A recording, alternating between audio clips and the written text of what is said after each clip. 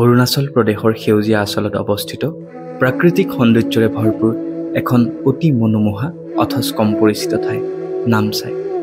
নামচাই প্ৰাকৃতিক সৌন্দৰ্যৰ লগতে জনাজাত ইয়াত থকা বৌদ্ধ মঠসমূহৰ বাবে, যিয়ে ইয়ালৈ অহা প্ৰতিজন পৰ্যটকক দিয়ে প্ৰকৃতি আৰু আধ্যাত্মিকতাৰ এক অনন্য মিশ্ৰণ। আৰু আজি মই ওলাইছোঁ নামচাইলৈ বুলি। তেন্তে আহক এপাক নামচাইৰ পৰা আহোঁ। ৰুমটোত তলাটো লগাই ৰাতিপুৱাই ওলাই দিলোঁ নামচাইলৈ বুলি। আজি মোবাইলৰ কেমেৰাত ছপাখোৱা টাউনখনো বৰকৈ জিলিকি উঠিছে। ছপাখোৱাৰ পৰা নামচাইলৈ প্ৰায় 1.5 ঘণ্টাৰ বাট, আৰু গাঁৱলীয়া পৰিৱেশৰ একা বেকা বাটেৰে গাড়ীৰে আগবাঢ়িলোঁ অৰুণাচললৈ বুলি। সোণপুৰা গেট পাৰ হৈ অৰুণাচল প্ৰদেশত সোমোৱাৰ লগে লগে মোৰ চকুৰ সন্মুখৰ দৃশ্যবোৰ দেখি লাগি চাইছিলোঁ। সকলো ফালে কেৱল সেউজীয়া আৰু সেউজীয়া। ওখ গছৰ ডালবোৰে গোটেই বাটটো আৱৰি ৰাখিছে। আৰু এই সেউজীয়াবোৰৰ মাজেৰে লাহে লাহে আগবাঢ়ি আহি পালোহি দিগাৰু দলং।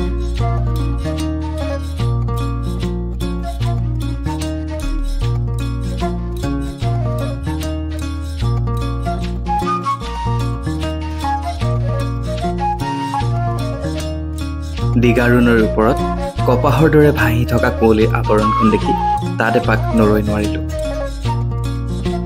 প্ৰকৃতিৰ সুন্দৰ দৃশ্যবোৰ উপভোগ কৰি আহি থাকোঁতে কেতিয়া 1.5 ঘণ্টা পাৰ হ'ল গমেই নাপালোঁ। আহি নামচাই পালোঁ, সেয়ে প্ৰথমতে আহিলোঁ গল্ডেন পগোডা চাবলৈ।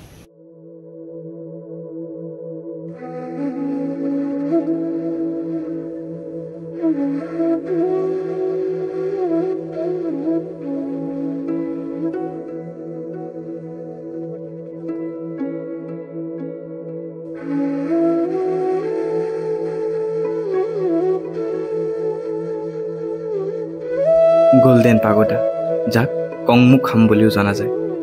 বাৰ্মিজ নিৰ্মাণ শৈলীৰে নিৰ্মিত এই গল্ডেন পাগোডা সেউজীয়া প্ৰকৃতিৰ মাজত জিলিকি আছে ইয়াৰ সোণোৱালী ৰংটোৰ সৈতে।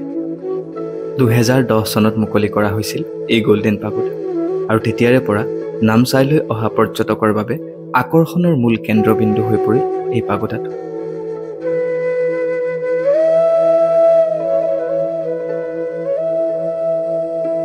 মঠটোৰ ভিতৰত আছে ভগৱান বৌদ্ধৰ সোণোৱালী প্ৰতিমূৰ্তি, যাক ফুল আৰু আন বস্তুৰে সৈতে বৰ ধুনীয়াকৈ সজাই ৰাখিছে।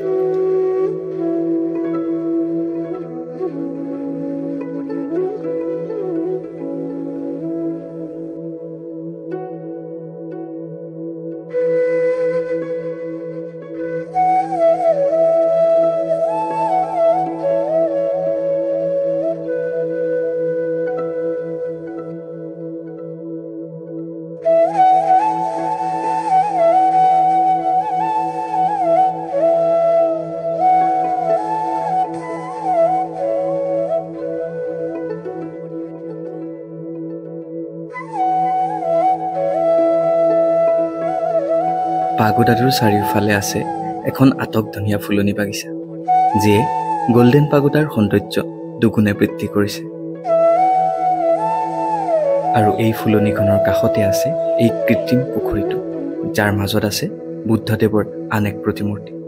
আৰু এই পুখুৰীটোৰ পানীত প্ৰতিফলিত হয় সোণোৱালী ৰহনখনা পাগোডাটো। পাগোডাৰ এই শান্তিপূৰ্ণ চৌহদৰ ভিতৰতে আছে সুন্দৰ আৰ্হিৰে নিৰ্মিত আন দুটা ঘৰ, যি গল্ডেন পাগোডাৰ সৌন্দৰ্য আৰু সমৃদ্ধ কৰিছে। যাৰ বেৰত খচিত কাৰুকাৰ্য দেখিলে মোৰ দৰে আপুনিও মোহিত হৈ পৰিব।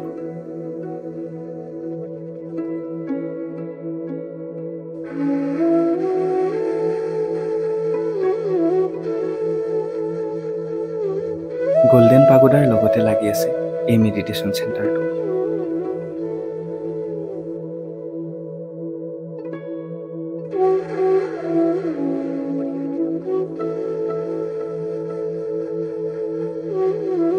আৰু এই মেডিটেশ্যন চেণ্টাৰটোৰ ভিতৰত আছে বিশ্বৰ আটাইতকৈ ডাঙৰ বাঁহেৰে নিৰ্মিত বুদ্ধদেৱৰ প্ৰতিমূৰ্তি।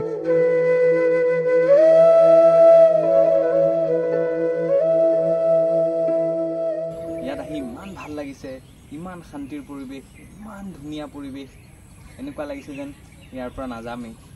তথাপি যাবতো লাগিবই।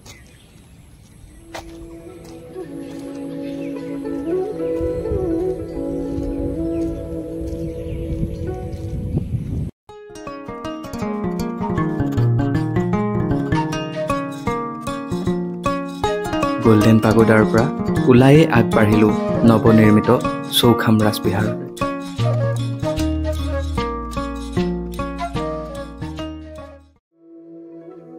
সোণোৱালী ৰং কৰা এই মঠটো বৰ সুন্দৰ আৰ্হিত নিৰ্মাণ কৰিছে।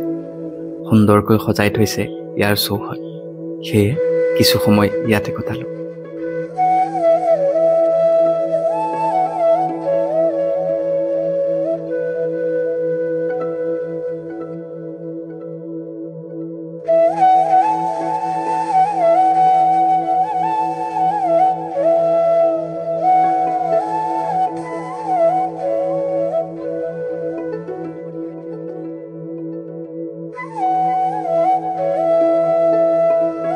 চৌখাম ৰাজবিহাৰৰ কাষেৰে পাৰ হৈ গৈছে এখন সৰু নৈ, আৰু নৈখনৰ সিপাৰে আছে চৌখাম ৱৰ্ল্ড পিচ পাগোডা। গেটখন বন্ধ আছিল বাবে বাহিৰৰ পৰাই চালোঁ।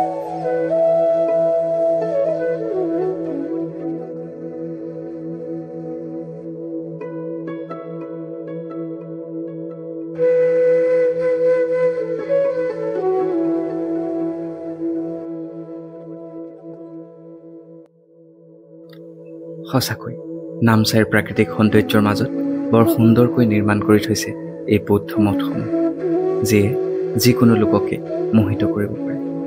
ময়ো নামচাই সৌন্দৰ্য উপভোগ কৰি বহু স্মৃতি বুকুত বান্ধি এটা সুন্দৰ দিন উপভোগ কৰি উভতি আহিলোঁ। তেন্তে আপুনি কেতিয়া আহিব নামচাই চাবলৈ?